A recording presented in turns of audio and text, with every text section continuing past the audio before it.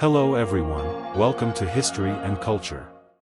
Cao Cao, as a renowned, unruly hero of the Three Kingdoms era, wielded the emperor's authority to command feudal lords, unified the northern region, and laid the foundation of the Cao Wei regime.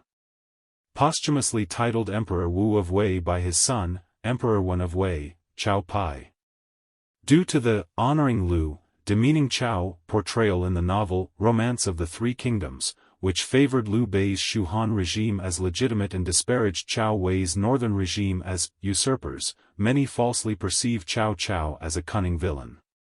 However, historical Cao Cao was not such a character, and the Cao Wei regime was established through the abdication of Emperor Xian of Han, Lu Xie, to Cao Pai, theoretically making it the legitimate succession. Many people, influenced by the Romance of the Three Kingdoms, wrongly believe that Cao Cao's rise to power was effortless. After all, his father Cao Song was the adopted son of the eunuch Cao Tang, who served 4 emperors. Cao Cao's childhood friends included Yuan Shao and Yuan Shu, and being a descendant of high officials, his swift rise and becoming the most powerful force in the Three Kingdoms seemed natural. However, the reality was different. Despite being born into a privileged family, Cao Cao, as the adopted son of the eunuch Cao Tang, wasn't valued by the ruling elite due to the low status of eunuchs at the time. Although Cao Cao's circumstances were much better than Liu Bei's, his rise was fraught with setbacks and challenges, especially during the crucial Battle of Guandu against Yuan Shao, which became a turning point. The victory at Guandu solidified Cao Cao's influence and control in the north. However, during his ascent, he received significant assistance from a specific army, the Qingzhou troops. The Qingzhou troops were a hereditary military force. Cao Cao's ability to enlist the Qingzhou troops was actually a stroke of luck.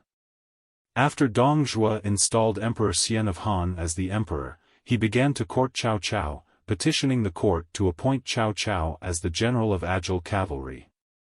However, Cao Cao believed Dong Zhuo incapable of achieving great things, so he changed his name and left Luoyang for Chenlu, spending his wealth to recruit volunteers to overthrow Dong Zhuo. This led to the coalition of 18 lords against Dong Zhuo, with Yuan Shao elected as the leader and Cao Cao as the valiant general, but it ended in failure. Among the numerous lords, only Cao Cao and Zhang Miao truly engaged in battle, while others watched from the sidelines. Cao Cao considered these individuals unworthy of his cause and thus went to Yangzhou with Xiahou Dun to recruit soldiers. Through a series of battles, Yuan Shao petitioned the court to appoint Cao Cao as the administrator of Dong Commandery, which bordered Yenzhou. After the Yellow Turban Rebellion led by Zhang Jiao failed, they retreated to Qingzhou, becoming known as the Yellow Turban Army of Qingzhou. They took advantage of the conflict between Dong Zhuo and Yuan Shao, quickly expanding and growing stronger.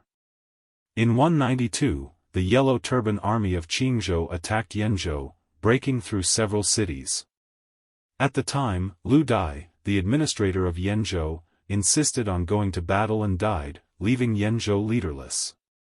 Cao Cao's advisor, Chen Gong, stepped forward to secure the position of governor of Yenzhou for Cao Cao and succeeded.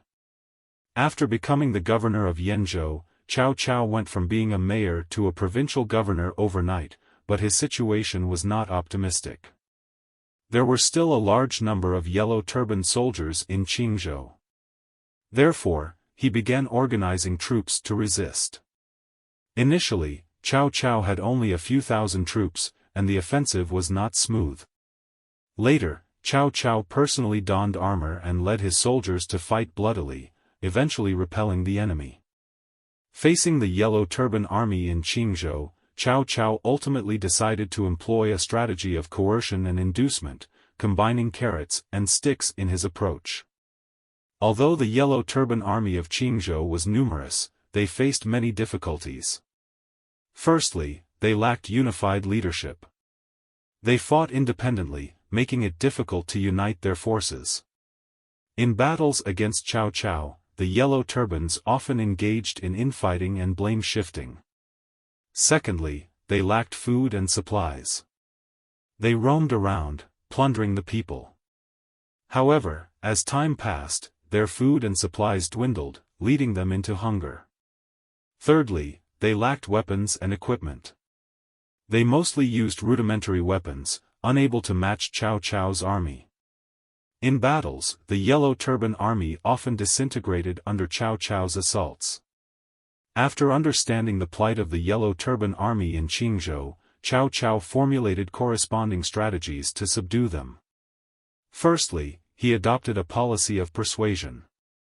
Cao Cao sent people to propagate his reputation as a benevolent leader and promised amnesty, land, and food to those who surrendered. Secondly, he implemented a policy of division and subversion. He sent people to infiltrate the Yellow Turban army, sow discord, and create conflicts. Under this strategy, divisions began to emerge within the Yellow Turban army, causing internal discord. Thirdly, he adopted a policy of military strikes. He sent troops to besiege and pursue the Yellow Turban army and conducted ambushes and interceptions.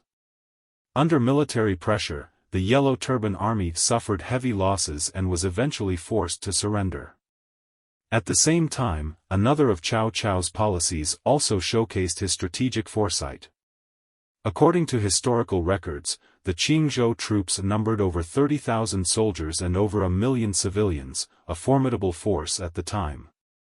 After their surrender, their families, mostly consisting of the elderly, women, and children, were considered burdensome and typically would be disbanded. However, Cao Cao did not do so. He directly resettled these families in the rear of the battlefield, engaging in military farming, providing food for the front lines and allowing soldiers to reunite with their families. The policy of military farming later became one of the basic strategies of recuperation for Cao Wei. Thus, with the initial few thousand official soldiers, Cao Cao successfully incorporated tens of thousands of Yellow Turban soldiers, establishing his own force, truly becoming a warlord, and the Qingzhou troops subsequently made remarkable contributions in battles against Tao Qian, Liu Bei, Yuan Shu, and Yuan Shao, becoming a powerful force that Cao Cao relied on. It can be said that without the Qingzhou troops, there would be no Cao Cao's later hegemony.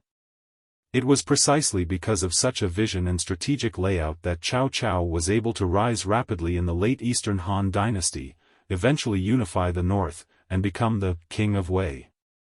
This is History and Culture channel. Like and subscribe are the biggest help and support for us. Thank you everyone. See you next time.